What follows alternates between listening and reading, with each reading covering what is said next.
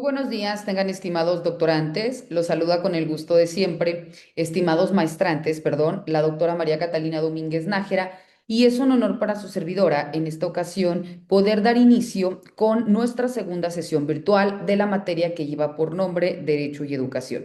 Para ello, en ese mismo sentido, vamos a dar continuidad con los temas que veníamos desarrollando antes de que nos votara de la plataforma. Desconozco por qué la cerró de manera inmediata, pero estábamos abordando de manera específica a las fuentes del derecho. Decíamos que cuando nosotros estamos hablando dentro de las fuentes del derecho, recordarán que dentro de estas retomábamos a las fuentes formales, a las fuentes reales y a las fuentes históricas. Decíamos que dentro de las fuentes históricas son estos procesos de creación de la norma jurídica, en donde retomamos todos aquellos instrumentos jurídicos que han sido importantes o se han tomado como base para tener nuestro derecho positivo, ¿verdad? Hablando de México, en este sentido, nuestro derecho positivo mexicano, que es el derecho vigente. Cuando hablamos de las fuentes reales, son estos factores que suceden en una cuestión actual real e inminente y que detonan la creación, modificación, derogación o abrogación de la norma. Y cuando hablamos dentro de las fuentes formales del derecho, de manera literal son estos procesos de creación de la norma jurídica.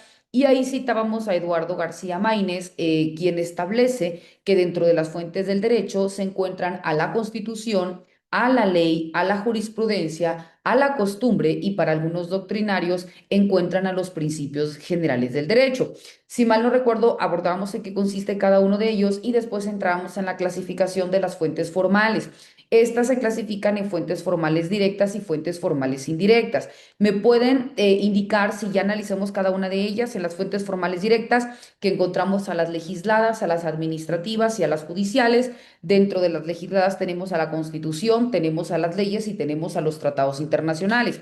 Estas, de manera literal, ¿ya las explicamos en la clase pasada o únicamente las citamos de manera genérica? ¿Alguien me puede informar, por favor?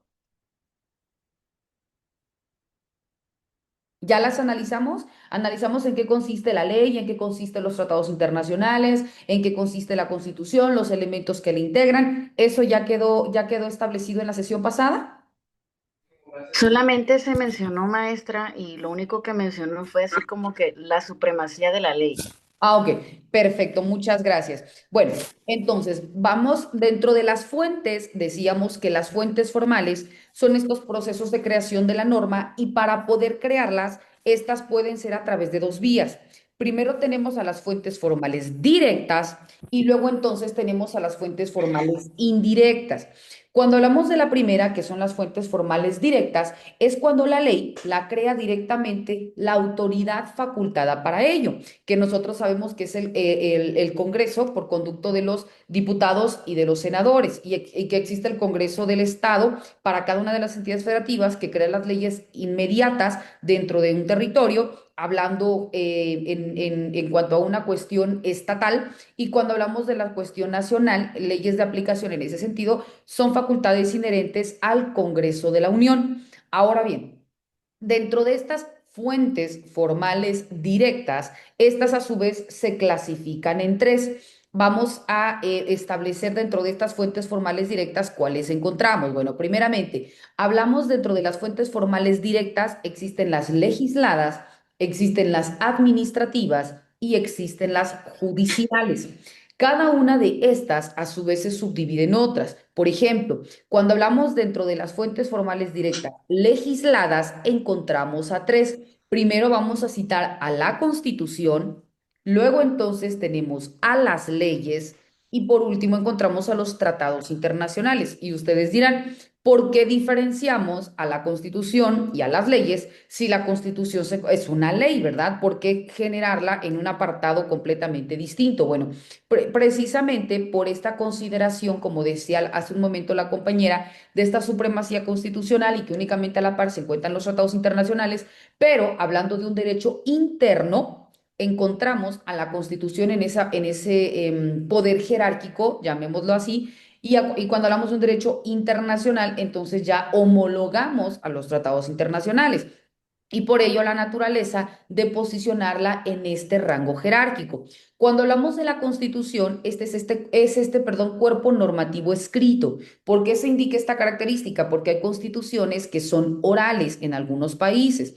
La nuestra es un cuerpo normativo escrito, perdón, que cuenta con una obligatoriedad superior a las leyes ordinarias y que dentro de esta se van a fijar las leyes fundamentales de un estado hablando como un país. ¿Por qué? Porque si nosotros identificamos a nuestra Constitución, vemos que de manera específica de la Constitución, esta se subdivide en dos apartados, que es la parte dogmática y que luego entonces encontramos a la parte orgánica.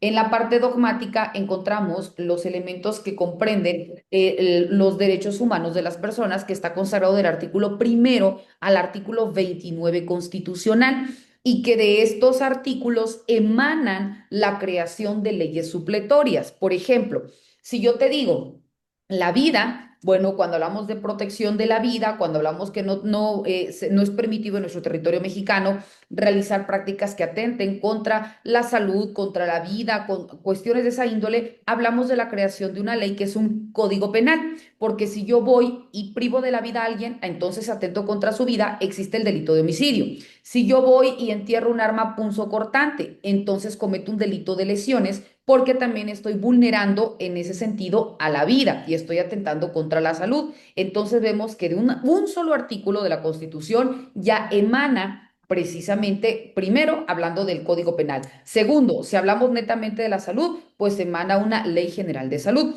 Si nosotros hablamos, se me ocurre, del patrimonio, pues emana una ley hablando de un código, se me ocurre, de un código civil, cuando hablamos que se encuentra regulado la compraventa, el arrendamiento, la hipoteca, o sea, contratos, que si hablamos, se me ocurre, no lo sé, del trabajo, pues emana una ley federal del trabajo. Si hablamos de la educación, pues emana una ley general de educación. Entonces, te das cuenta que para cada uno de los derechos humanos, que se encuentran contemplados del artículo primero al artículo 29, pues emanan leyes supletorias, porque si todo estuviese comprendido dentro de la Constitución, pues esta sería muy amplia, ¿verdad? Sería tomos de tomos de tomos, simplemente para poder regular en un solo bien jurídico tutelado. Entonces, por ello la naturaleza, repito, de tomar en consideración estos elementos que se consideran como a la Constitución como esta ley fundamental y que de este emana la creación de las demás normas que van a aplicarse dentro de una colectividad.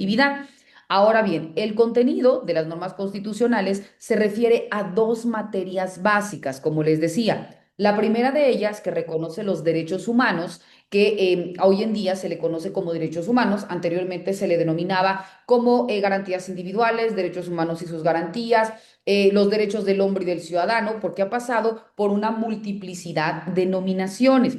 La más reciente es cuando ya se reconoce con el nombre de derechos humanos, porque es una obligatoriedad que emana a nivel internacional, donde obliga a todos los países a que, independientemente del nombre que en su momento tuvieran, al hablar de derechos humanos, es precisamente reconocer los derechos de las personas en cualquier parte del mundo y que deben de llevar el mismo nombre por si en algún país se vulneran o existe alguna forma de reconocer, de garantizar, de proteger o de salvaguardar que los diferentes países, independientemente del idioma en que se hable, hagan referencia a lo mismo. Si yo te hablo de la vida, de la salud, de la libertad, del patrimonio, de la procreación, en cualquier parte del mundo estoy haciendo referencia a un derecho humano, ¿verdad? Ahora, cuando nosotros hablamos del otro apartado de la Constitución, es cuando hablamos de la parte orgánica o también conocida como la cuestión estructural y organizacional del Estado. Y es aquella en donde se establece la organización de las entidades más importantes del poder público,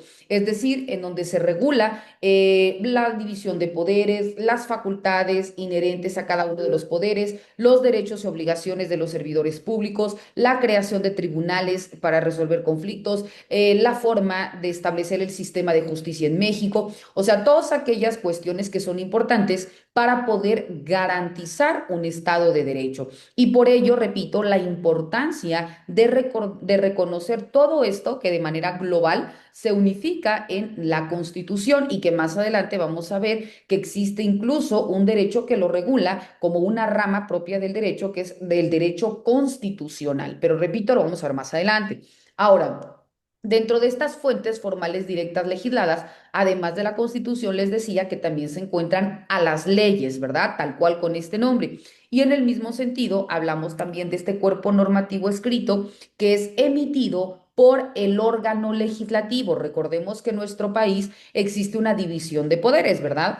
El ejecutivo, el legislativo y el judicial. En este sentido, el poder facultado o conferido a las personas para que puedan crear la norma, derogarla, abrogarla o reformarla es precisamente el legislativo, porque es legislar, ¿verdad? Y que ante el incumplimiento de lo que los legisladores establezcan dentro de la norma, pues también existe esta facultad de actuar como ente coercitivo, es decir, utilizar la fuerza pública para obligar a, en caso de que exista algún incumplimiento. Las leyes son consideradas como la principal fuente del derecho interno de un país. Claro está, cuando hablamos dentro del sistema neorromanista o también conocido como romano-germánico, que es el que nosotros como México adoptamos, porque es cuando nosotros posicionamos a las leyes, ¿verdad? Y por ello se le confiere esta facultad o potestad. Si nosotros hablamos, por ejemplo, del common law, bueno, pues ahí tiene a la jurisprudencia como principal fuente. Si hablamos del Corán, bueno, pues tiene a la Biblia, ¿no? Entonces, el Corán, perdón, dentro de los sistemas religiosos, como este máximo instrumento jurídico por cuestión de fe, que es el que va a regir la conducta o el comportamiento de las personas que se encuentren dentro de esos límites territoriales. Entonces, vemos que cada sistema tiene su propio sistema de impartición de justicia, su propia constitución y ponderación de un derecho interno, es decir, cómo se van a resolver los conflictos, y en nuestro caso se posiciona jerárquicamente a las leyes. En nuestro país se encuentra regulada esta potestad a partir de lo conferido en el artículo 71 y en el artículo 72 de nuestra Constitución Política de los Estados Unidos Mexicanos, en donde se indica que la creación de las leyes pasa por 6 momentos fundamentales. ¿Cuáles son estos momentos fundamentales? Primero, la iniciativa de ley, que es cuando se me ocurre, yo legislador, identifico que hay un estado de necesidad que está generando un caos social, ya sea porque no hay leyes, entonces se tiene que crear, ya sea porque existen, pero no se aplican a la necesidad de la población en ese momento, porque se tiene que regular, es decir, tengo que quitar algo que ya es obsoleto y tengo que adicionarlo a las necesidades actuales. O por el contrario, hay leyes y estas ya no se aplican, entonces se tienen que abrogar, o hay artículos que hay leyes que dentro de un artículo en específico, pues simplemente ya no tiene operancia, entonces ese en particular tiene que quedar sin efecto, pero toda la demás ley va a continuar surtiendo sus consecuencias jurídicas. Pero para cualquiera de estas circunstancias que yo legislador quiera realizar, tengo que presentar lo que se conoce como una iniciativa de ley. La iniciativa de ley no es otra cosa que un proyecto de ley, ¿verdad? Que yo presento ante mis homólogos, es decir, si yo soy senadora, pues ante todo en sesión ordinaria o extraordinaria, según sea el caso, para que los demás la conozcan. Y en este sentido, bueno, voy a exponer, uno de los apartados de la iniciativa de ley es precisamente lo que se conoce como la exposición de motivos. Dentro de la exposición de motivos es cuando el legislador fundamenta todas aquellas circunstancias que están generando la atención o la necesidad de querer realizar esto, de reformar, de derogar, de abrogar o de crear una ley. Entonces, yo tengo que justificarlo primeramente en las necesidades actuales. Luego, entonces, si existen instrumentos internacionales, pues citarlo, internacionales, nacionales, estatales, dependiendo del ámbito de competencia en donde vaya a tener efecto esta ley, pues voy a citar todos aquellos antecedentes que tienen una vinculación inmediata con lo que yo estoy proponiendo. Luego entonces voy a establecer qué es lo que quiero, si es de un artículo, si es agregar un párrafo, si es agregar una fracción, si es quitar una ley, si es crear otra tanta, qué capítulos va a comprender, qué número de artículos, emanado de qué ley va a tener su efecto consecuencia, quiénes son los que van a conocer y aplicarla. Todo aquello que tenga una relación directa y que justifique, que explique y que lleve de la mano primero a los legisladores, porque son aquellos quienes a través de mi iniciativa o proyecto de ley van a determinar si votan a favor, votan en contra o se abstienen. Y precisamente en el caso de que resulte por unanimidad o por mayoría de votos, recordemos que es la mitad más uno de los que integren el Congreso, que se tome en cuenta para que un proyecto de ley pues pase por los demás momentos de creación de la norma. Una vez se presenta la iniciativa de ley y que se aprueba, repito, por unanimidad o por mayoría de votos en el Congreso, entonces pasa a discusión, que como su nombre lo dice, es cuando empieza a existir este debate de cuáles son las razones por las cuales se valida, los puntos a favor, los puntos en contra, los lineamientos o posturas que cada uno de los que integran el Congreso pues quiera manifestar, etcétera, ¿no? Después viene el tercer momento, que es la aprobación, cuando ya ha sido votada. Después, en caso de ser validada, viene el siguiente paso, que es la promulgación. Luego, entonces, la publicación y después la iniciación de la vigencia. Una vez de que esta ha sido publicada en el Diario Oficial de la Federación, al día siguiente empieza a surtir sus efectos o consecuencias. Es decir, a partir del siguiente día, yo, ya sea como abogado postulante, como servidor público o yo como cualquier individuo que tengo el conocimiento que esta ley ya se aplica, la puedo utilizar para un caso en específico, ya sea para fundarlo, para que me protejan, para requerir al Estado esto, para que quizás si yo soy parte de un expediente para que se me juzgue tomando en cuenta esta ley o para que se me proteja tomando en cuenta este numeral, no lo sé. Dependiendo en dónde yo me sitúe, a partir de que la ley se publique en el Diario Oficial de la Federación al día siguiente, yo ya la puedo invocar para que pueda surtir sus efectos hacia mi persona. Ahora, dentro de la siguiente fuente formal directa, recuerdan que estamos dentro de las legisladas, además de las leyes, encontramos también a los tratados internacionales. Cuando nosotros hablamos de los tratados internacionales, como su nombre lo establece, ya estamos yendo a un nivel pues más elevado en el sentido de aplicación de la norma, porque ya estamos hablando de leyes que van a tener una operancia en todo el mundo. Se dice que son una de las fuentes más importantes dentro del derecho internacional público. ¿Por qué? Porque se aplica hacia todos los países y son considerados como estos acuerdos de voluntades que se dan entre dos o más estados soberanos. Repito, estados soberanos hablando de país, no de entidad federativa, y que luego entonces van a tener como efectos generar derechos y generar, perdón, obligaciones entre quienes participan. Hay tratados que por su propia naturaleza tienen vinculación únicamente entre los países que los suscriben. Podemos hablar entre comercio, ¿no? En materia de comercio, en materia de salud, en materia de qué sé yo. Hablando específicamente, te puedo citar el TLC, ¿no? Anteriormente conocido como el Telecán. Ah, pues que es en México, Estados Unidos y Canadá. Entonces, únicamente va a surtir efectos entre estos tres países.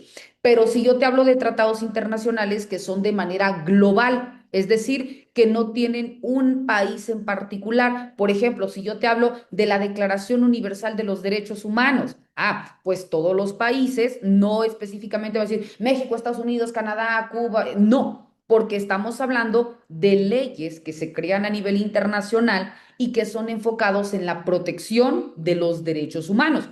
Entonces, cuando existan este tipo de tratados, todos los países que formen parte de la comunidad internacional lo pueden utilizar para su defensa o protección. Por ejemplo, México forma parte de la comunidad internacional. Si yo veo que se me está vulnerando porque en México existen leyes, pero regulan algo de una manera muy limitada, y veo que hay una ley internacional que lo contempla de una manera más amplia, pues yo te puedo pedir a ti autoridad. Si tú no la conoces, pues te estoy exigiendo que la conozcas y que a mí me protejas o en su caso me sanciones, pero tomando en cuenta esta ley. Y tú no me puedes decir, pues es que la desconozco, esa no es responsabilidad mía. Y yo siendo abogado o no siendo abogado, pero si yo conozco de una ley que va a tener una aplicación y que me protege de una manera más amplia, yo puedo tomarla y requerirte a ti, Estado, que me protejas acorde a esta ley. No me interesa, pero es que hay leyes en tu país. Sí, pero mis leyes en mi país lo regulan, por ejemplo, hablo de educación.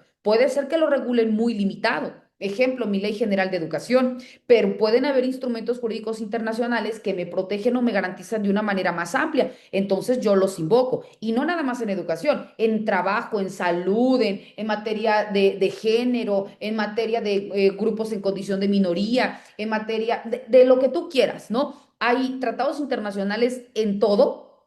Entonces, cuando hay vacíos, que en nuestro país casi no pasa, ¿verdad? Que, por ejemplo, por algunos intereses económicos, políticos, sociales, culturales, qué sé yo, se regula, pero de una manera muy vaga. Por ello, también tenemos la facultad de poder invocar leyes internacionales y el Estado está obligado a aplicarlas para protegernos o para sancionarnos. En el mismo sentido, como les decía en la clase pasada, las leyes son para protegerte o para sancionarte, dependiendo en dónde tú te encuentres. Pero aquí, si a mí me vas a proteger, por supuesto que yo voy a hacer valer la ley que más me favorezca. Si no hay una ley en mi país, pues con la pena, voy a invocar un tratado internacional, pero acá lo que yo necesito es tener esta garantía y protección por parte del Estado. Y el Estado no hablando de mi país, el Estado hablando de quienes ejercen una máxima representatividad y que tienen la facultad de garantizarme el uso, el goce y el disfrute de mis derechos humanos.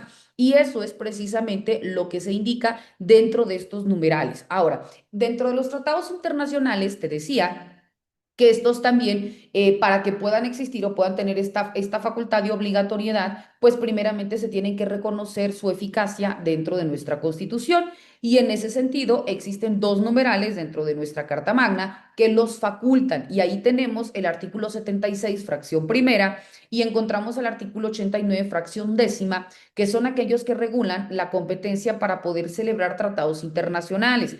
Y aquí nos indica que primeramente reconocen la facultad por parte del presidente de la República y luego entonces de ratificarlos por parte del Senado. Y aquí, ojo, no se me confundan, no es de que el presidente tenga un doble poder, tanto del Ejecutivo como del Legislativo, no. Del legislativo se habla en el sentido únicamente que recordemos que cuando existe alguna convención diplomática o alguna forma de reunión de quienes ostentan la máxima o que son portavoces de los derechos, pero también de las necesidades de toda una población, pues es quien ejerce la figura de representante del Estado y en este caso conferida mediante el presidente o presidenta de la República. Entonces, cuando hay la necesidad de aprobar o celebrar un tratado internacional, el presidente únicamente es portavoz de lo que se está comentando del proyecto o de la propuesta de tratado internacional, luego entonces lo somete a consideración del Senado de la República, que ahora sí son los que tienen la facultad de suscribir, de aprobar, de enmendar reservas, de retirar recusaciones o de validar tratados internacionales, porque son los que conocen las circunstancias en las que nos encontramos en nuestro país, qué tan benéfico o qué tan perjudicial puede ser celebrar un tratado internacional, todos aquellos pros y contras que pueda traer, y luego entonces le notifican al presidente o presidente de la República si se aprueba o no, ¿verdad? Y en ese sentido vemos que el artículo 76, fracción primera, va dirigida a las facultades exclusivas del Senado, donde nos indica que son aprobar los tratados internacionales, las convenciones diplomáticas, que en un momento el Ejecutivo pueda suscribir, terminar, denunciar, suspender, modificar, enmendar, retirar reservas y formular decisiones interpretativas sobre los tratados internacionales. Ahora bien, el artículo 89, fracción décima, es en el cual se encuentran determinadas las facultades y las obligaciones del presidente de la República y que dentro de estas se encuentran dirigir la política exterior, de igual manera servir como ente representativo para los intereses del Estado, hablando como país, y luego entonces determinar cuando exista la necesidad de poder celebrar tratados internacionales y hacerlos del conocimiento del Senado de la República para que por su conducto validen el impacto que puede tener un tratado y en base a ello se determine lo conducente. Ahora, existen también otras fuentes formales directas que se encuentran dentro de la nominación de administrativas. Cuando hablamos de las administrativas, dentro de ellas encontramos a los reglamentos. Cuando hablamos de los reglamentos, si recuerdan, en la clase pasada los tocábamos de manera genérica. ¿Qué son los reglamentos? Bueno, estos reglamentos se indican que son una norma jurídica de carácter general, pero que es dictada por la administración pública y que tienen un valor subordinado a la ley, es decir, que no tienen esta misma valía que una ley que pasa por todo este proceso de creación de validación de la norma, porque primeramente no lo crean, lo validan o lo publica directamente el Congreso del Estado o el Congreso de la Unión, sino que lo crea la administración pública. Es decir, por aquellos vacíos, se me ocurre, como les comentaba, si hay en un municipio y no hay protocolos o reglamentos de atención, pues existe en la integración de un municipio el presidente municipal, su cuerpo edilicio, que son los que integran las regidurías y que cada uno se le confiere una comisión de educación, de salud, de obras públicas, etcétera. Y que cuando hay una necesidad, pues empiezan a partir de la comisión a crear estos reglamentos y protocolos, pasa por la validación en las sesiones ordinarias o extraordinarias de Cabildo. Si se aprueban, entonces se remiten al Congreso del Estado para que luego entonces determinen si le agregan algo, si lo modifican, si lo aprueban y luego entonces lo publican en el diario oficial y ya empieza a surtir efectos en el municipio únicamente en donde fue creado. Y esto es cuando hay vacíos y que por tanto se necesitan crear para que se pueda resolver una cuestión en específico. Ejemplo, hablando en materia educativa, si, como les decía en la clase pasada, si Renan y Carlos Edwin tienen algún asunto, cada uno es director de una escuela y hay algún asunto similar, pero no saben cómo resolver porque ambas partes les ofrecen los mismos medios probatorios. Ellos no pueden conferir una facultad nada más porque sí. Tienen que tener algo que lo soporte. Entonces, Renan y Carlos, repito, directores de escuelas completamente diferentes, pero dentro de un mismo municipio, acuden y lo someten a consideración dentro de la Comisión de Educación, porque hay estos vacíos y hay un estado de necesidad de poder resolverlos. Y para no vulnerar los derechos de alguna de las partes, pues quieren tener algo que lo fundamente y en base a ello, pues determinar, ¿no? Entonces, el comité va a ver que en efecto hay este estado de necesidad. Ahí es donde empieza, Es perdón, que ya cuando le tienen una bolsa, pues está llenísimo de polvo, te tienes que esperar. Griselda, ¿te escuchamos? ¿No querías comentar algo? ¿No? Ah, ok, es que se escuchó tu audio, pensé que era una participación en razón a los temas. Ok, entonces decíamos que cuando existe este estado de necesidad, porque no hay alguna circunstancia dentro de la ley, entonces precisamente se regula, se pasa una validación dentro de, en este caso, del municipio, se somete a una sesión, ya sea ordinaria o extraordinaria de la comisión y es en donde se empieza a crear estos reglamentos o protocolos. ¿Se dan cuenta? ¿Parte de quién? De la administración pública, porque es en donde se tiene que, como el primer vínculo, ¿verdad? Más próximo que se encuentra estructuralmente determinado para que pueda solventar estos vacíos. Repito, en caso de que no existan leyes que se deban aplicar para solucionarlos. Si hay leyes, no hay la necesidad de crear estos reglamentos porque simplemente ya sean estatales o nacionales, pues las aplico y lo resuelvo. Pero cuando existen vacíos, entonces por ello la necesidad de crear estos reglamentos o de crear estos protocolos. No es que no tengan importancia, por supuesto que tienen valía, pero se le considera en un rango inferior a las leyes ordinarias. Después encontramos dentro de estas fuentes formales directas, ya hablábamos de las legisladas, ya hablábamos de las administrativas y ahora vamos a retomar a las judiciales. Cuando hablamos de las judiciales, dentro de estas encontramos a los precedentes judiciales.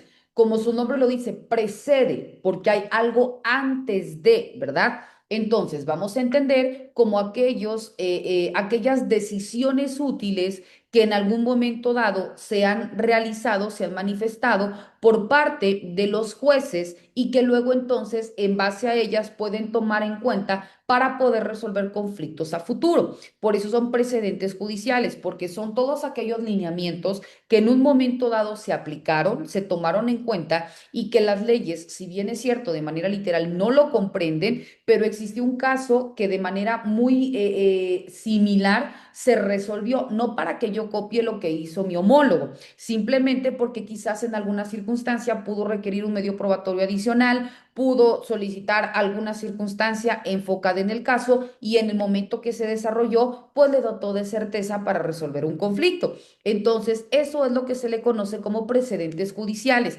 porque son el conjunto de decisiones útiles para poder consolidar criterios o también para poder consolidar principios en base a los cuales los jueces deberán resolver soluciones o tomar decisiones a futuro.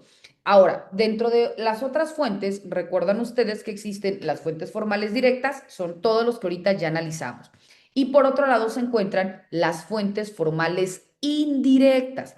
Cuando hablamos de las fuentes formales indirectas es porque la creación de leyes no lo realiza de manera inmediata los legisladores, a diferencia de las formales. Los legisladores recuerdan que en las formales ellos detectan que hay un estado de necesidad, crean la ley, pasa por su proceso de creación y de validación de la norma y se publica, ¿verdad?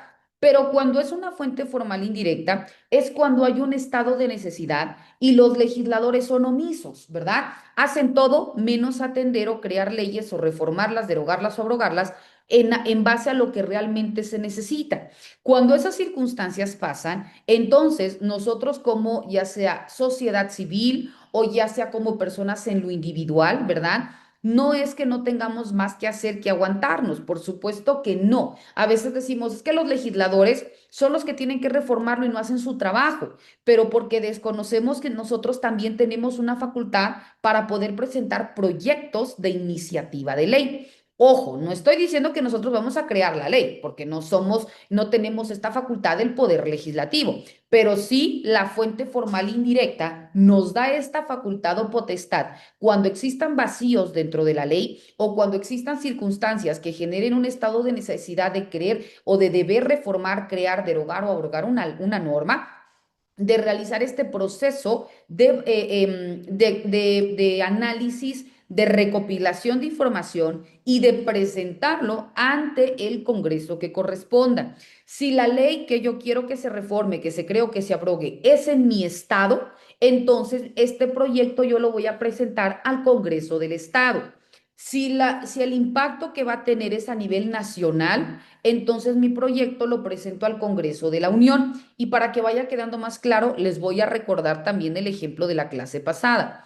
Recuerdan que les decía que si recordaban el caso de Ciudad Juárez, Chihuahua, en el 2016-2018, ¿verdad? Que era cuando aparecían muertas en Ciudad Juárez, Chihuahua, mutiladas, violadas, cercenadas. ¿Qué pasó? El Estado no quería reconocer que estaban privando de la vida a las mujeres. Entonces, un día aparecía una, otra, otro día el otro, y así mutiladas, violadas, ultrajadas, cercenadas. Entonces, ¿qué hizo Marcela Lagarde? Primero, pidió mediante una protesta al Estado, hablando primero dentro de la entidad federativa, que realizara acciones para evitar que se continuaran realizando este tipo de prácticas en contra de la vida de la mujer. Y simplemente decía que ella estaba regulado con el tipo penal homicidio. ¿Y qué hizo Marcela Lagarde? Una antropóloga, ni siquiera abogada. Ella se dio cuenta que las cosas no podían continuar porque todos los días aparecían cuerpos nuevos, muertos, ¿verdad? Privados de la vida, y que todos era con un odio desproporcional y que únicamente era hacia la mujer. Y ella empieza a investigar y se da cuenta que en México no existían leyes para protegernos, porque únicamente decía que el varón y la mujer son iguales ante la ley y que si eso fuera real, pues entonces no nada más deberían existir muertas mujeres, sino muertes de hombres, no porque se quiera, sino porque se supone que si estamos en igualdad, porque únicamente hay un odio en un mismo género. Entonces empieza a investigar y se da cuenta que a nivel internacional sí se reconocía. Y como le citaba en el caso la vez pasada, que existía la Convención de Belém do Pará, el Protocolo de Acción de Beijing, entre otros, que son algunas leyes internacionales específicamente creadas para la protección de los derechos de la mujer. Entonces Marcela Lagarde se apersona en Chihuahua y empieza a dirigirse con los familiares de las personas que habían sido privadas de la vida y empieza a recopilar información. Y con todo esto que lo soporta, ahora sí, le presenta ¿a quién? Al Congreso de la Unión, porque no nada más iba a tener un impacto en Chihuahua, sino que así como estaba apareciendo de esa manera en ese estado, en muchos otros estados estaba pasando, pero no se decía. Y eso no significaba que no sucediera, simplemente que no se manifestaba. Y por ello se tenía que regular a nivel nacional. Pero no nada más lo hizo a través de la palabra hablada. Realizó este soporte de información y mediante escrito lo presentó al Congreso de la Unión. Y ahí ya no es de que si quieres o no, me lo tienes que recibir. Lo fundo en mi artículo octavo constitucional, mi derecho de petición, y estás obligado a que me digas si procede por qué o no procede por qué y me justifiques cualquiera de tus dos respuestas, pero que me lo hagas por escrito. Y en base a esto, el Estado no le quedó otra cosa que poder regular, porque no lo hacía, porque obviamente, ¿qué país le va a convenir que a nivel internacional diga es un Estado feminicida, ¿verdad? Hablando como país. Entonces, aquí es en donde le admitieron, le indicaron que se iba a regular, pero continúan siendo omisos. Y por ello Marcela Lagarde se fue a nivel internacional en la Corte Interamericana de Derechos Humanos y se expuso este caso. Y a nivel internacional vino sanciones para Enrique Peña Nieto, quien en ese entonces era el presidente de la República. Y vinieron sanciones desde arriba hasta abajo, al gobernador del estado, al titular del sistema penitenciario y en efecto cadena, ¿no? Vinieron las sanciones y también obligaron a nivel internacional que se regulara en favor de los derechos de la mujer. Y gracias a ello se crea el tipo penal feminicidio. Gracias al proyecto de Marcela Lagarde, se crea la Ley General de Acceso de las Mujeres a una Vida Libre de Violencia, que es la ley nacional que protege los derechos de las mujeres, y se decreta las alertas de violencia de género en las diversas entidades federativas, las que tenían números alarmantes de mujeres privadas de la vida. Chiapas, en donde tu servidora vive, tenemos alerta de violencia de género. Yo vivo en San Cristóbal de las Casas, Chiapas. Tenemos desde el 2016 una doble alerta de violencia de género. Pero ¿qué quiero llegar con esto? Que todo esto que pasó fue gracias a una fuente formal indirecta, porque esto surge no por parte del Estado, porque si por parte del Estado él diría el homicidio, ¿no? Pues estamos regulando al que prive de la vida a alguien, sea hombre o mujer, pero no es la misma forma, como les decía en la clase pasada, que yo venga con una pistola y te dispare. Claro que te privo de la vida, pero no es la misma, el mismo odio, el mismo dolor o sufrimiento si yo primero te violo, te mutilo, te cerceno y al final te mueres. Para poder llegar a esta privación de la vida, por supuesto que hubo un odio y un daño y un sufrimiento desproporcional en uno y en otro caso. Entonces no me puedes sancionar igual porque la privación no fue la misma. Eso es precisamente lo que Marcela Lagarde, de manera justificada, manifestaba dentro de su proyecto de investigación. Y gracias a ello se crean estas leyes, ¿no? ¿Por qué yo les estoy diciendo? Porque el día de mañana, ¿qué tal que gracias a Luis Madrigal se reforma la Ley General de Educación? O gracias a Renán Valenzuela existe esta mejora en materia educativa, o existe este otorgamiento en cuanto a cantidades económicas, o en cuanto a la creación de leyes estatales, o en cuanto a no sé qué. Porque como les decía, este caso fue en género, pero no exime que pueda generarse en salud, en educación, en turismo, en todos aquellos vacíos que las leyes contemplen. Adelante, Renan, te escuchamos. En el caso del que usted hablaba, inclusive no nada más hubieron las sanciones, sino que obligaron al Estado a crear las policías para mujeres, las oficinas especializadas en materia de género.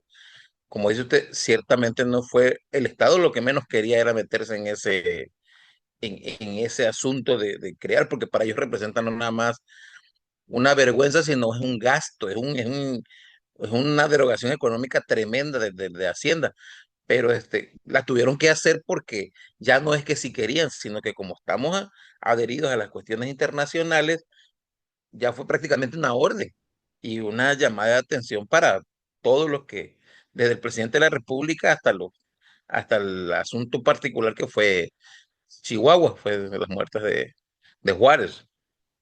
En efecto, El compañero Renan, lo que comentario, dice nada el más. compañero Renan es totalmente cierto. Lo que ahorita yo les comentaba es de manera genérica. Por supuesto que se empezaron a realizar una serie de acciones. Te voy a citar ejemplos, ¿no? En Chiapas, cuando se decreta, primero se crea la Ley General de Acceso a las Mujeres a una Vida Libre de Violencia, se empiezan a determinar la necesidad de crear fiscalías especializadas en protección de los derechos de la mujer. Hoy en día se le conoce como CEJUM, que es el Centro de Justicia para la Mujer. En todos los estados existen los CEJUM, así se le conoce, Centro de Justicia para la Mujer, que son aquellas fiscalías que conocen exclusivamente los delitos que se cometen en contra de mujeres y se tuvieron que crear las acciones que eran emergentes, preventivas, etcétera, desde gobierno federal, luego entonces gobierno del estado y bajaban a los gobiernos municipales. Para cada una de los niveles de competencia tenían que realizar acciones para garantizar la protección de los derechos de la mujer. Si hablábamos del municipio, se activa o se crea, además de la Secretaría, que en ese entonces era la Dirección de Equidad de Género y Desarrollo de las Mujeres. Estas tenían como ente generar el ente preventivo y les encargaban también de vigilar la creación de los MAI, que son los módulos de atención inmediata a la mujer, donde se contaba con personal de psicología, trabajo social y también la asistencia legal para dar un acompañamiento de principio a fin en un proceso de denuncia. Luego entonces existía la interacción con gobierno del estado para crear y para el otorgamiento de recursos, para crear primero la contratación de policías especializados o de capacitar a policías de preferencia mujer para que pudieran conocer el protocolo de atención inmediata para mujeres en situación de riesgo, así se le denomina, protocolo de atención para mujeres en situación de riesgo, porque simplemente a veces se realizaban prejuicios, se revictimizaba a la persona, no se canalizaba de manera pronta cuando existía violación, no se pasaban por el protocolo de la norma 046. Es que hablar en materia de género es mucho, muy amplio. Entonces, después se empiezan a crear también estos acompañamientos, se activan también con las patrullas rosa, que en algunos estados le dieron este color, en algunos otros no, simplemente focalizaron el número de patrullas que iban a hacer exclusivamente para brindar acciones emergentes en materia de mujer, ya sea para detener al inculpado, ya sea para dar una medida cautelar como rondines preventivos, como visitas domiciliarias, como qué sé yo, ¿no? Todo este acompañamiento. Se activaron refugios temporales para mujeres que no tenían a dónde ir y que de manera inmediata se tenía que proteger su integridad física y psicoemocional, tanto de ellas como de sus hijos. Bueno, una serie de acciones, repito, van de la mano con lo que dice el compañero Renan. Yo no quería entrar en materia, únicamente les quería dar de manera genérica, pero acciones desde las cuestiones preventivas, porque primero se iniciaba, se me ocurren pláticas de sensibilización, de reconocimiento de derechos, de medir, se activa lo que se le conoce como el violentómetro, que es desde cuando yo te digo palabras altisonantes, prejuzgamientos, hasta el máximo, que ya es hasta el último, que es cuando llegamos a un feminicidio. Todos estos momentos de violencia se empiezan a agrupar o generar también estas vías de colaboración con representantes de los sistemas de justicia, pláticas dirigidas netamente a escuelas, a familias, etcétera, ¿no? A colonias. A nivel estatal existe el otorgamiento de recursos, el seguimiento de acciones inmediatas, la regulación para focos rojos, que son municipios donde se tiene focalizado a través de fiscalía cuáles son en donde se cometen más delitos en contra de la mujer y después se trabaja en acción con gobierno nacional para determinar o medir los avances, estancamientos o retrocesos que estas acciones están teniendo. Pero repito, todo esto, gracias a quién se dio, a Marcela Lagarde, a una activista, a alguien que no era abogada y que simplemente el Estado decía que todo estaba bien, ¿verdad? Porque pues no le convenía económica, política, socialmente decir están privando de la vida a las mujeres, ¿no? Nos están matando, en otras palabras. Entonces, así como fue esto y todos los efectos que desencadenó hablar netamente de protección de los derechos contra la mujer, yo les decía, el día de mañana, ¿quiénes son los que conocen los vacíos que tenemos en nuestro sistema educativo? Nosotros como docentes, ya sea en los libros de texto gratuito, en la reforma educativa, en el otorgamiento de recursos, en los salarios que se perciben, en las exigencias que se tienen, en todo lo que hay. ¿Quiénes son los que realmente saben las necesidades? Nosotros, ¿verdad?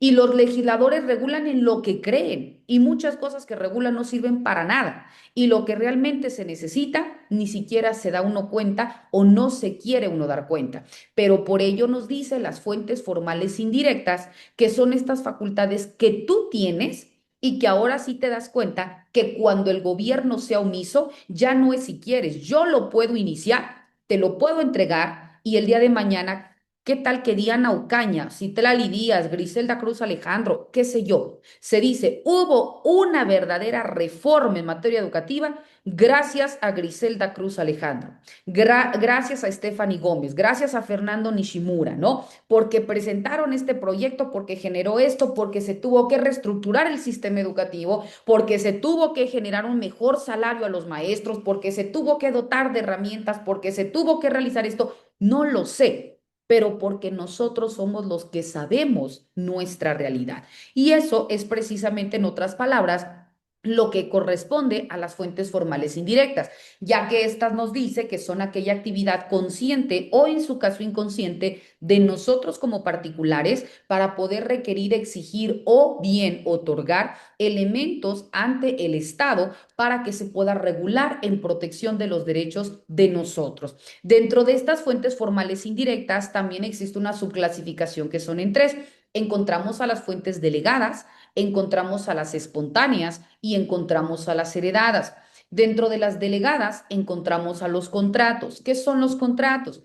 Los contratos son esta fuente o esta facultad conferida a nosotros como individuos a través de las cuales se establece un acuerdo de voluntades entre dos o más personas para crear, para modificar, para transmitir o para extinguir derechos y obligaciones. Te voy a poner un ejemplo. Cuando hablamos de un contrato de prestación de servicios, se me ocurre, Aurora Barrosa se va a aliviar, ¿verdad? Entonces, le solicitan que pues busque, porque se me ocurre, si no pertenece a Secretaría de Educación, hablamos de una institución particular, bueno, yo como titular no tengo, se me ocurre más maestros, pero Aurora sí. Entonces, Aurora se va a aliviar y necesita contratar una persona que funja como, en este caso, como interina o interino. Entonces, ella va a otorgar se le va a otorgar una licencia por cuidados maternos y va a existir un contrato de prestación de servicios profesionales por tiempo determinado.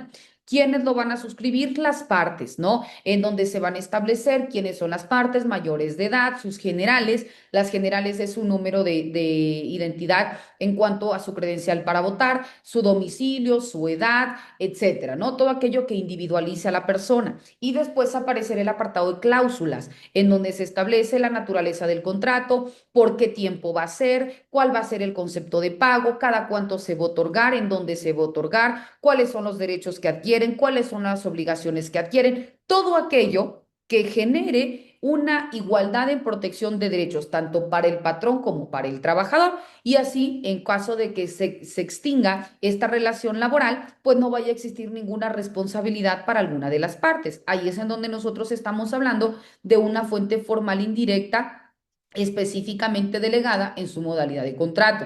Ahora, la segunda es cuando hablamos dentro de las espontáneas.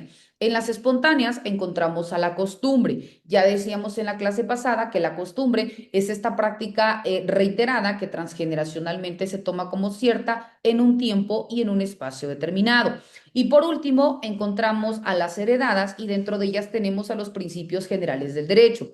Los principios generales del derecho son todos aquellos enunciados o postulados que de manera literal no se encuentran comprendidos dentro de la norma, pero por supuesto que son importantes porque los legisladores, en este caso los jueces, los pueden tomar en consideración al momento de resolver un conflicto. Por ejemplo, ¿quién no ha escuchado el que es primero en tiempo es primero en derecho?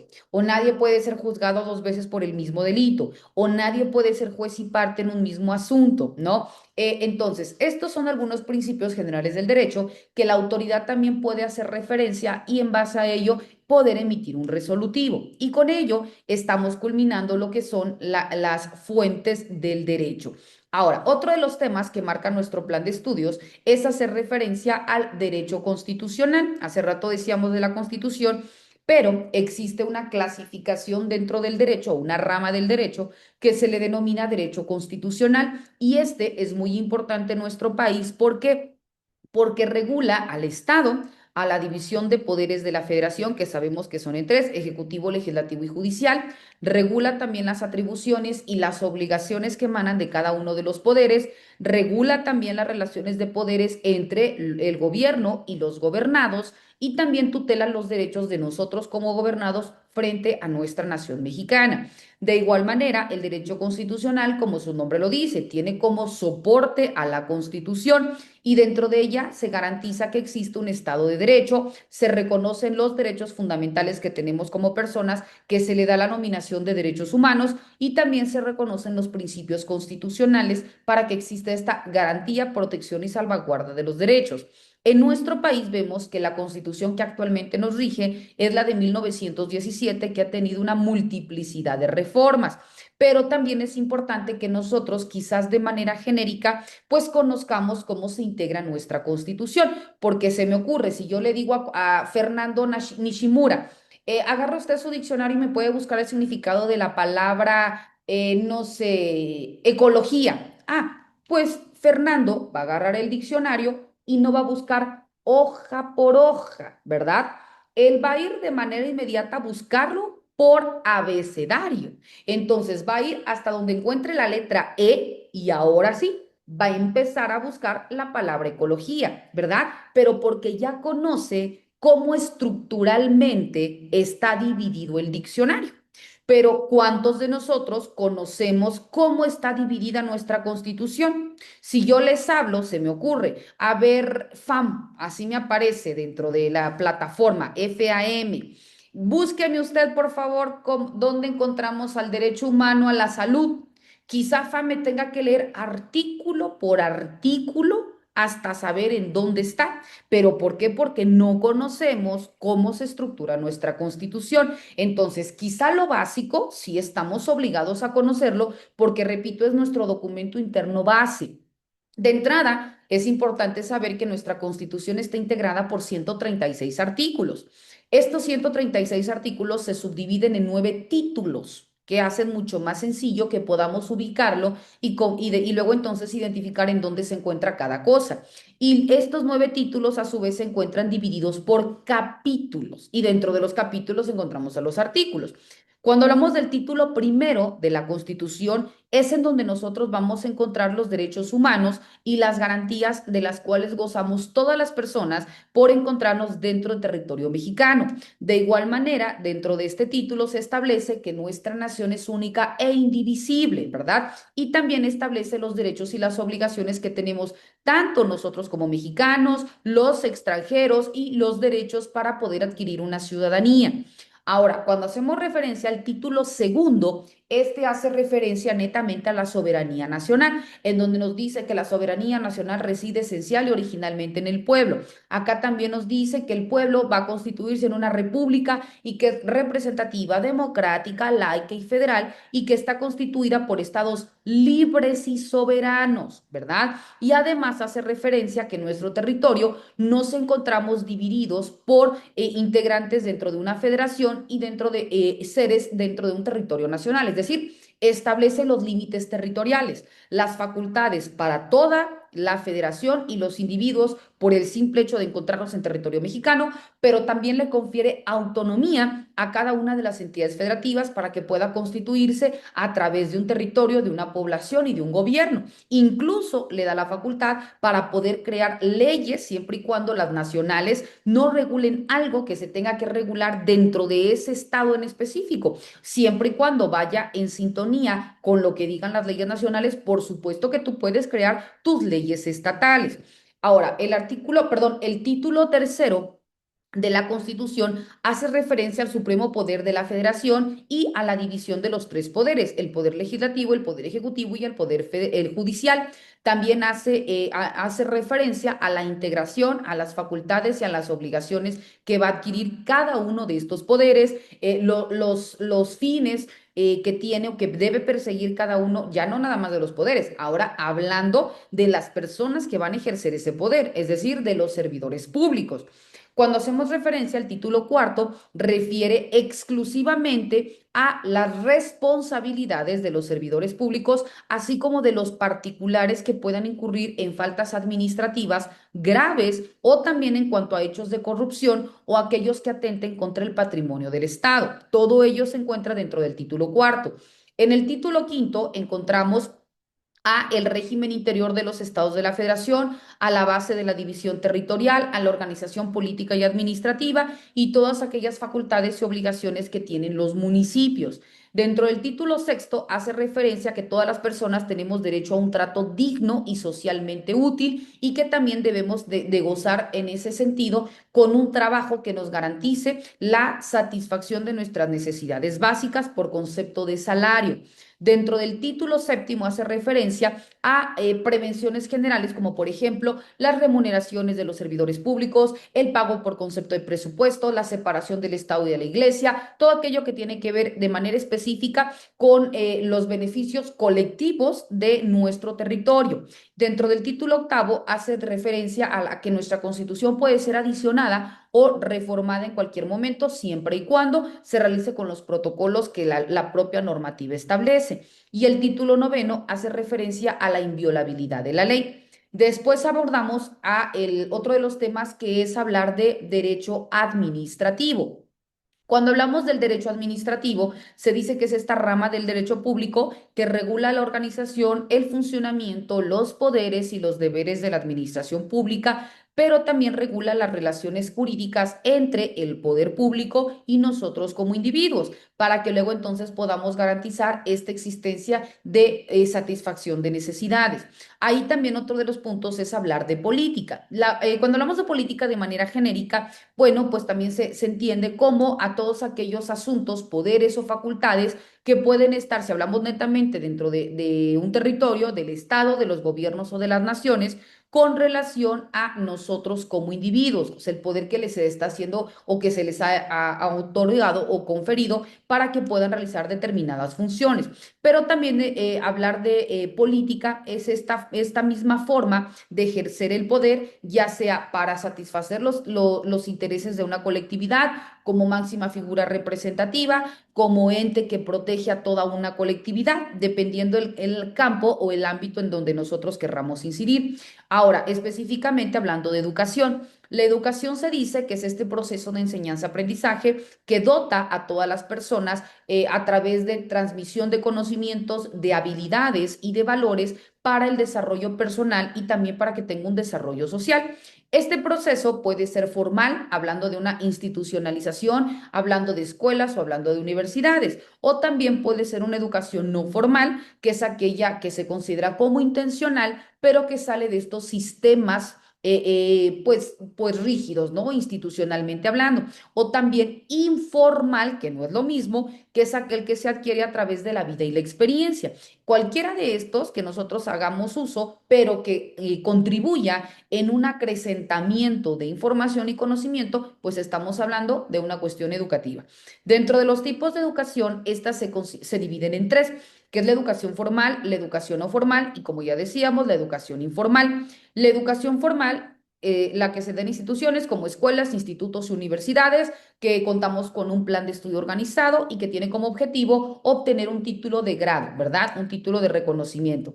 La educación no formal es aquella forma organizada e intencionada, pero que se encuentra fuera de los canales institucionales y que puede incluirse mediante oficios, capacitación laboral, entre otras formas. Y cuando hablamos del informal, es el aprendizaje que se va adquiriendo de manera espontánea e informal a lo largo de la vida y que lo obtenemos a través de la experiencia, la interacción social o incluso a través de la observación misma. Ahora, cuando nosotros hablamos dentro de los elementos que inciden dentro del Estado mexicano, y la política educativa que se ha gestado a lo largo de los años, podemos decir que la educación en México data del siglo XIV, en donde vienen los conquistadores de la Nueva España y se empieza con el proceso educativo educativo a través de la evangelización, porque se dieron cuenta que por número de personas, pues simplemente no nos iban a poder conquistar. Entonces, nuestra máxima figura representativa, recordarán que en México, pues nos agrupábamos a partir de qué, pues a partir de culturas, la tolteca, la mixteca, la zapoteca, etcétera, y que cada una perseguía o validaba lo que un ser superior por cuestión de fe decía, ¿verdad? Independientemente de que existía la lucha por el más fuerte, que existía el otorgamiento de metales, de tierras, de comida, etcétera, ¿no? Pero lo que más se ponderaba era la religión.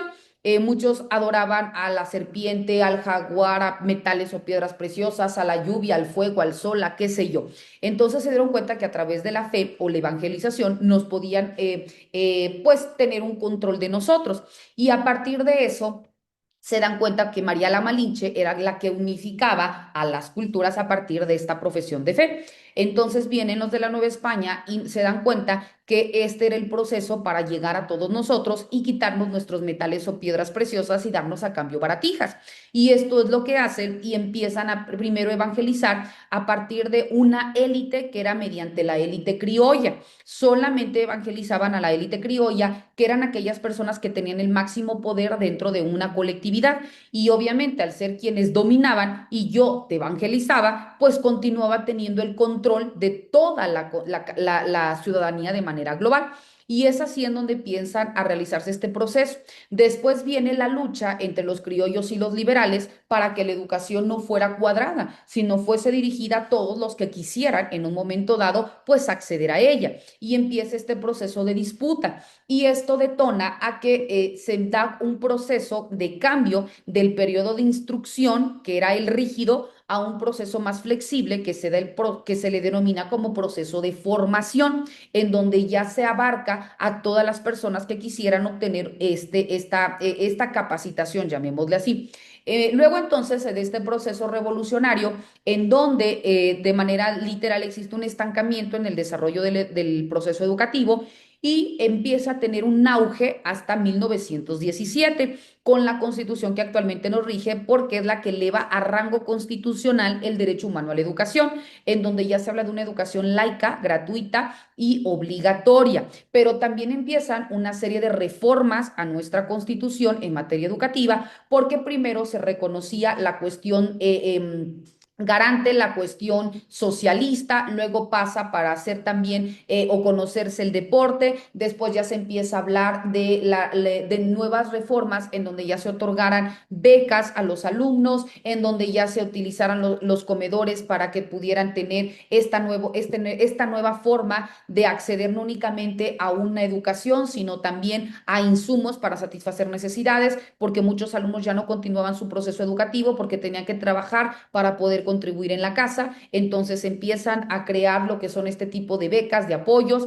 A partir de don José Vasconcelos se empieza a reconocer otro elemento importante que es dar continuidad con la creación de escuelas, pero ahora escuelas rurales. Se empieza a tener este impacto dentro de la escolarización, se establece también otro elemento importante que es cuando se separa la Universidad Autónoma, por ello su nombre, porque no quería continuar con un mismo plan de estudios y que dependiera directamente del Estado, sino que fuera un ente ajeno y ya se empieza a hablar no únicamente de una educación primaria, sino se sientan las bases de la secundaria y de la secundaria que se pase a la preparatoria, porque antes de primaria ya te ibas de manera directa a la universidad sin que existiera esta secuencia en requerimiento o exigencia de grado académico.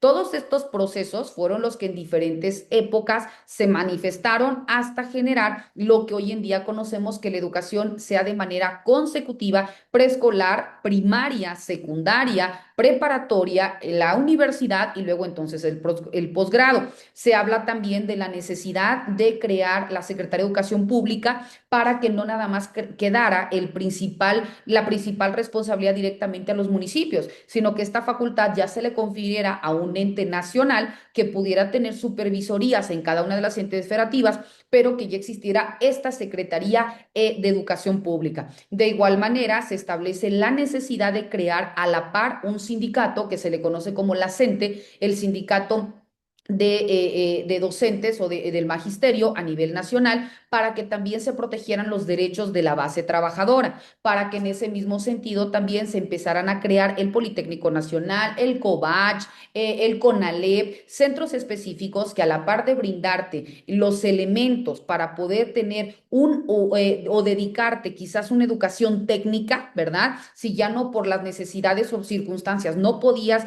continuar con un proceso de licenciatura o de posgrado, pues al menos tener estos elementos técnicos para que tú también ya pudieras desempeñar un oficio o una escuela técnica, pero ya con un grado como tal que te garantizara esta competitividad en el mercado. También hablábamos de la necesidad de poder generar en cuestión de la DGETI este acompañamiento que no nada más fuera la cuestión teórica, sino que también fuera la cuestión práctica. Y dentro de estos elementos ya se reconoce la importancia de poder establecer la creación de actividades como por ejemplo practicar un deporte, de oficios, ¿no? Te doy el uso de la voz, Renan, me aparece tu manita levantada. No te escuchamos, Renan, tienes apagado tu audio. Sí, maestra, disculpe. En el caso de las reformas que se hacen a la ley, muchas de las reformas se hicieron porque en el caso del CONALEP, de la DGETI, que ahora son secundarias técnicas y hay DGETIs, se tuvieron que hacer reformas educativas y legales porque muchos de los apoyos ni siquiera eran de nuestro país, sino había aportaciones internacionales de la UNESCO, ¿cómo se llama? De otros países. ¿Por qué? Porque el fin era de que la educación en nuestro país era que el alumno saliendo de cierto nivel, en este caso de secundaria, se integrara a la planta productiva del trabajo. Estamos hablando de hace muchos años, ¿no? De los finales de la Guerra Mundial, de la Segunda Guerra Mundial y eso. Entonces, todo eso se conforma al tipo de educación que quiso dar el Estado en ese momento, bajo la tutela internacional, que lo que querían eran obreros, y técnicos en algunos casos, ¿no? Entonces, se tuvo que hacer toda esa adecuación legal para poder llegar a donde estamos. Es mi comentario, maestro. Muchísimas gracias, Renan. En efecto, si bien es cierto, precisamente para que existiera esta homologación o esta unificación y que se siguieran estos criterios, pero también fueron circunstancias muy puntuales que marcaron el proceso educativo en México, ¿no? Luego entonces que existe la necesidad de crear estos instrumentos jurídicos normativos, que primero era la ley de instrucción pública, luego entonces que pasa por distintos nombres hasta hoy en día tener nuestra ley general de educación. Bueno, mis queridos maestros, me indica la plataforma que nos hemos pasado el tiempo. Hablar sin lugar a duda de derecho y educación es muy extenso. Su servidora trató de sintetizar lo más posible los elementos porque la propia naturaleza es muy amplia. Hablar de temas de derecho es muy extenso, pero traté de abordar lo más importante y poder transmitirlo. Recuerden que esta sesión ha sido grabada para que en el momento que me la compartan, con mucho gusto se las impacto en plataforma. De igual manera, recuerden que quienes deseen, ahorita que culminemos, ingresar al apartado de foro y vertir su comentario en base a los temas que el día de hoy desarrollamos, lo pueden hacer para que con ello ya hayan cumplido los dos comentarios en el apartado de foro. Y recuerden que tienen como fecha límite el día sábado de la próxima semana para poder adjuntar en la plataforma sus dos actividades. Pido también antes de que lo realicen, se cercioren que le dé la opción de lectura al público, porque en ocasiones lo cargan, les aparece actividad entregada, pero aparece como permiso restringido. Entonces, pues por ende no puedo validar el contenido y me es imposible asignarles una calificación numérica, ¿ok? Entonces lo pueden realizar en el momento que quieran, siempre y cuando no lo dejen al último momento, porque a veces la plataforma se satura y toda actividad que no se encuentre en la plataforma me es imposible poderla recibir por otra vía o que me pidan alguna prórroga para recepcionarla. Ustedes saben que tenemos fechas específicas para entregar calificaciones. Entonces, para evitar alguna situación, les comento para que podamos prever cualquier detalle y podamos cumplir en tiempo y forma. Ha sido un placer, mis queridos maestros, haber coincidido con ustedes. Si Dios lo permite, el día domingo ya les estoy enviando un mensajito al grupo cuando ya se encuentre su calificación impactada en la plataforma y ante cualquier circunstancia, como siempre, estoy para servirles. De igual manera, desearles muchos éxitos en las materias venideras. Ojalá me corresponda de nueva cuenta impartirles alguna otra materia y si no, que les vaya muy bien en todo lo que realicen, que tengan un excelente fin de semana y un abrazo a la distancia. Hasta pronto.